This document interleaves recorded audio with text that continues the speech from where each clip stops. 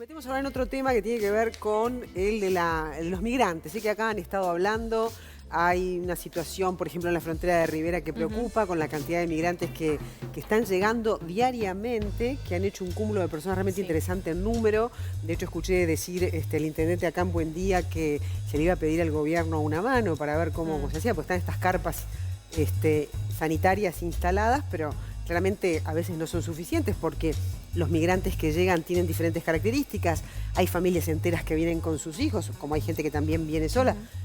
La particularidad de que son mayoritariamente cubanos y venezolanos, es decir, cuando hablamos de inmigrantes, son migrantes que vienen a buscar una oportunidad de trabajo, ¿no? Y hay un trabajo coordinado por parte de los ECOEDS, ¿no? de Rivera en este caso, y también del Ministerio de Defensa, para controlar también la frontera, a ver qué está pasando allí. Ahí está. De hecho, desde que empezó la pandemia se ha percibido un incremento, ¿verdad?, de este flujo y de la ayuda humanitaria. Y vamos a saludarla porque la tenemos acá en la mesa, a Tania Pacífico, que es jefa de la misión de la Organización Internacional de la Migración para Uruguay y encargada de la misión Paraguay. Ustedes han estado trabajando, Tania, con el gobierno muy aunadamente para resolver este tipo de situaciones. Ya aprovechamos a preguntarte si sabes cómo está ahora la situación de Rivera. Me imagino que no es el único lugar de frontera donde también hay fragilidades en ese sentido, ¿no? ¿Cómo estás? Buen día. Buenos días, muchas gracias por la invitación. Buen día. Sí, sin embargo, los departamentos de frontera son entre los más afectados por la pandemia. Por un lado, por la situación económica, porque dependían mucho del turismo interno e internacional, que se ve muy afectada en este momento, por lo cual la comunidad en general se ve muy impactada. Y por otro lado, se dieron flujos migratorios en departamentos que históricamente no tenían mucha experiencia en ver flujos migratorios, por lo cual se armó todo un trabajo de coordinación en los 3 niveles de municipio, intendencia y gobierno nacional para ver cómo hacer frente a la respuesta de los flujos. Si miramos históricamente, no han subido, no ha aumentado el flujo migratorio a Uruguay, porque en general hay muchísimas fronteras que están cerradas y si miramos a los números de antes de la pandemia no han incrementado. Pero sí, sin embargo, en este momento hay toda la complicación de la logística que conlleva la pandemia. Entonces hay que hacer el hisopado y si una persona testa positiva, entonces ¿qué hacemos? Y es eso que le pone mucha presión a las intendencias y a los departamentos de frontera de cómo hacer frente, por un lado, a la sanidad, a pensar al bienestar público y por otro lado siempre seguir con la tradición que tiene Uruguay de mirar al fenómeno migratorio con una perspectiva de derechos humanos. ¿La organización tiene cifras de cómo están siendo estos flujos a razón de esta pandemia? ¿Tenés ahí algún número como para...? Los últimos días, sin embargo, sabemos que hubo un incremento grande de llegadas a Rivera. A Rivera, sí. Y si miramos históricamente, eso antes de la pandemia sería un número normal. Pero ahora hay todo ese desafío logístico de cómo responder y cómo coordinar. Por suerte se está dando una excelente coordinación desde Montevideo a nivel de intendencia, a nivel de municipio y con sociedad civil. ¿Cómo ayuda a la organización? Es decir, ¿cómo articula? ¿Cuál es el rol que cumple en todo este trabajo que está realizando el gobierno, las intendencias y el SECOED? Nuestro mandato es, por un lado, de apoyar a nuestros Estados miembros en el desarrollo de políticas, entonces de cómo se coordina, por ejemplo, a nivel interministerial, cuando pasa una situación inesperada, por ejemplo, y por otro lado, de brindar asistencia directa a las personas migrantes. Por lo cual, entre las dos acciones vamos coordinando con los distintos actores, también con muchísimo apoyo por parte de la sociedad civil en cómo responder, en el sentido de cómo organizar la respuesta y por otro lado atender a las necesidades individuales de cada persona. Esto quiere decir vivienda, quiere decir alimentación, quiere decir abrigo, quiere decir todas estas cuestiones, ¿verdad? Sí, lamentablemente a partir de marzo del año pasado las necesidades de las personas, tanto como de los uruguayos, tanto como de las personas migrantes, han vuelto a ser muy básicas en el sentido que hay muchos migrantes, tal cual como hay muchos uruguayos que se la están pasando muy mal, por lo cual hay necesidad de apoyo con alojamiento, con alimentación, mucha necesidad de apoyo psicológico y psicosocial, porque eso quizás es uno de los efectos de la pandemia más difíciles a medir, de la salud mental y de cuánto está afectando a personas que se quedaron aisladas, separadas, etc. Me imagino también el trabajo con los niños, ¿no? Porque recordamos que en muchos casos se vienen en situaciones complicadas, ¿no? No solo sanitarias, bueno, psicológicas, como vos decías, de países lejanos, no son países limítrofes, se viene desde el Caribe, de Centroamérica. ¿Cómo se trabaja para proteger los derechos de los niños en estas situaciones que son los más vulnerables, ¿no? Sí. Desde el año pasado armamos una respuesta conjunta con la agencia UNICEF y con sociedad civil para responder específicamente a las necesidades de los niños, porque por un lado vimos un incremento en la llegada de familias con niños menores a cargo y de un padre solo, una madre o un padre con niños a cargo. Y por otro lado vimos que la presión de la situación, de la desesperación en algunos casos, la situación económica, también conllevó una situación de más violencia en el núcleo familiar, por lo cual armamos una respuesta de apoyo también psicosocial, más allá de las necesidades concretas, para niños específicamente, trabajando con nuestros compañeros de la agencia UNICEF. ¿Y cuál es el número de niños, que se integran al sistema educativo una vez que ingresan a nuestro país? Esa es una de las políticas excelentes que tiene Uruguay, que permite el acceso de niños migrantes y refugiados, sin embargo, sin problema. Y luego, una vez que se incorporen, los niños aprenden súper rápidamente, por lo cual una vez que se brinde ese acceso y esa posibilidad, ya no hay desafíos en este sentido. Claro.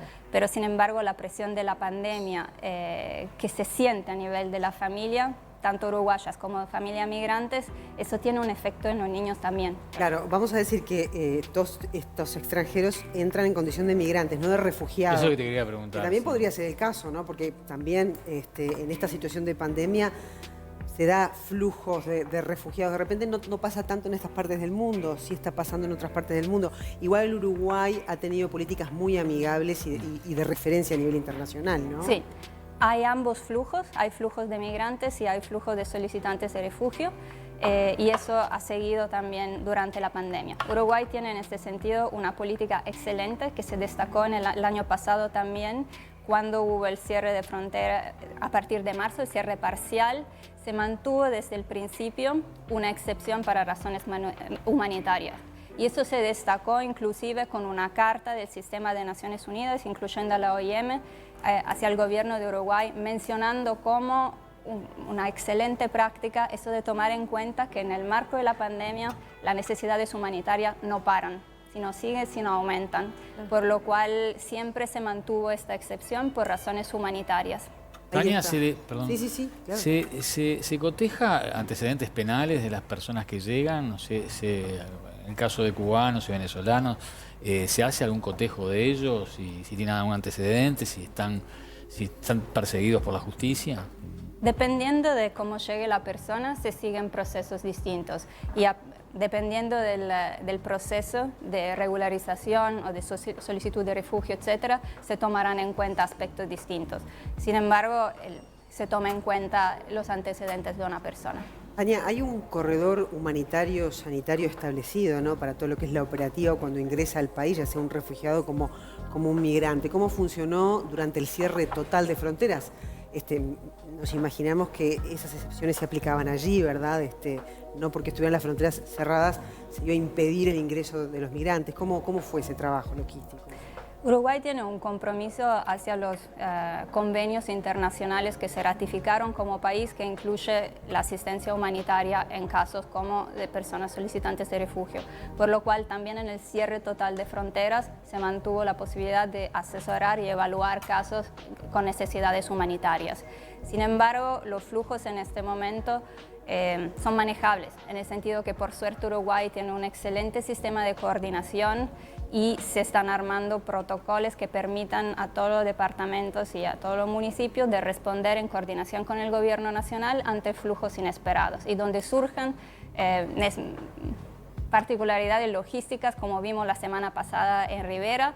Hay la posibilidad de tener una respuesta conjunta, de ver, ok, entonces, ¿cómo armamos una respuesta? Porque Uruguay, sin embargo, puede manejar los flujos que están llegando.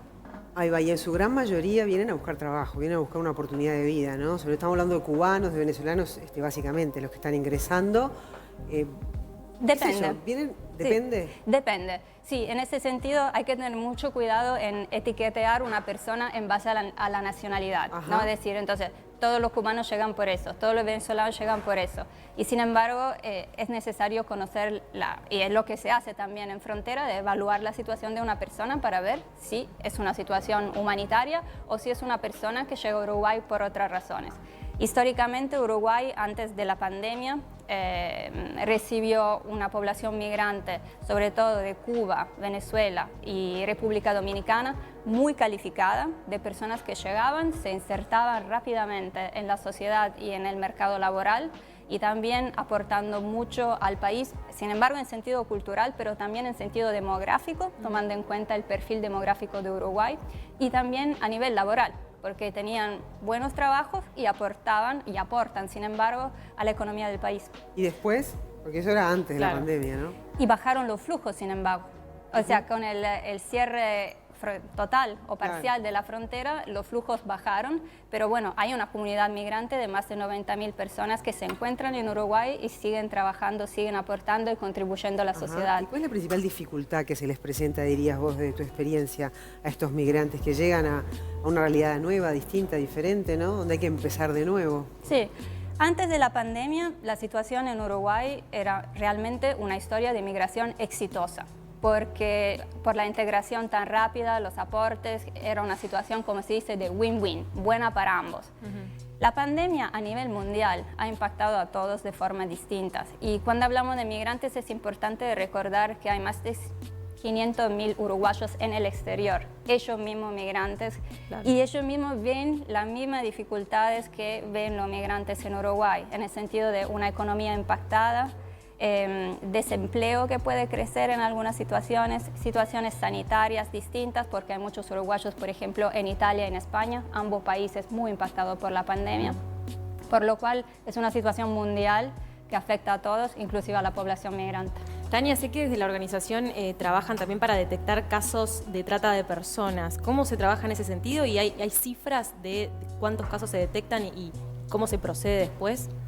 Sí, hay un trabajo en conjunto donde nosotros apoyamos al gobierno, y en ese sentido destaco realmente el hecho que si bien en muchos países en la pandemia hubo como un desvío de la atención del tema de la trata y del tráfico y la explotación, en Uruguay no hubo. Se mantuvo un trabajo de excelente nivel, sobre todo liderado por el MIDES y mujeres, y nosotros trabajamos muy de cerca. Hay un impacto y una contribución muy buena también de la sociedad civil, y el año pasado, por ejemplo, la asociación El Paso preparó un excelente análisis del fenómeno en Uruguay, y nos llevó cifras e informaciones muy interesantes, sobre todo sobre los malentendidos que pueden haber acerca del tema de la trata, donde se piensa automáticamente, digamos, al trabajo sexual. Claro. Sin embargo, hay muchos casos de explotación laboral y se piensa al perfil de mujeres,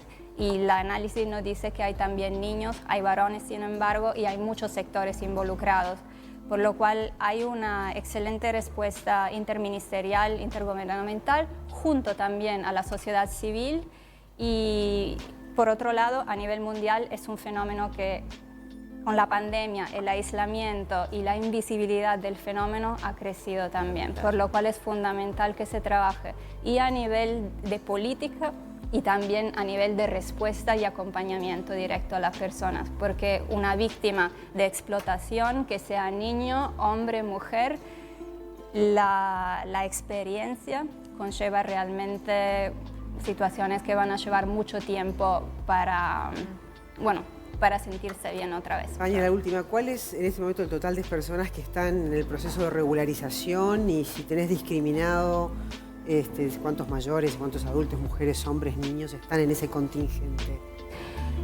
El proceso en sí ha seguido todo el tiempo. Sin embargo, ha bajado el número total por el cierre de fronteras que hubo, y estamos hablando de miles de personas por mes. Miles. Que se están. Pero ahí estamos hablando realmente, el proceso de regularización es cualquier persona llegue a Uruguay y empiece un proceso de regularización, por lo cual siempre hablamos de nacionalidades venezolana, cubana y República Dominicana, pero no tenemos que olvidar que también hay la Argentina y desde Brasil. Claro. Estas son también una parte de las regularizaciones que vemos, porque son comunidades que, como sabemos, hay mucha movilidad entre los tres países, Argentina, Uruguay y Brasil, por lo cual mucho de la movilidad se da entre los tres países. Y este año va a presentar dificultades en materia de conquistar una fuente de trabajo, ¿no? Va a ser un año difícil también para los migrantes, ¿no? Lo es para los uruguayos. Hay mucha gente, recién hablábamos de toda la gente que está desempleada, por ejemplo, en el sector turístico y en otros sectores también. Es decir, es un desafío, es venir a un país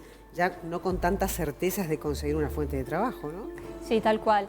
Es un tema que está afectando a todo el mundo y lo vemos también en el sentido de que han subido las demandas de retorno de personas que están en Uruguay y quizá algunos que ya llevan años en Uruguay y dicen, bueno, entonces yo prefiero volver a mi país. Que sin embargo es un desafío en sí, porque con cierre de fronteras por todos los lados, vuelos que no hay y a veces movilidad interna que es muy compleja, también el retorno es muy complejo. Tania Pacífico, muchas gracias por acompañarnos esta mañana.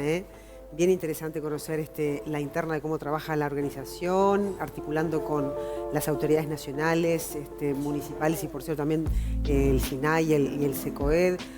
Poníamos como ejemplo la situación en el departamento de Rivera, donde en la última semana había unas 76 personas migrantes allí en la zona y el intendente decía, bueno, si esto se va a empezar a incrementar, necesitamos que desde el Gobierno Nacional también nos estén dando una mano, pero eso se está pudiendo manejar con responsabilidad y con control, ¿no? Así que eso es lo más importante, trabajar articuladamente.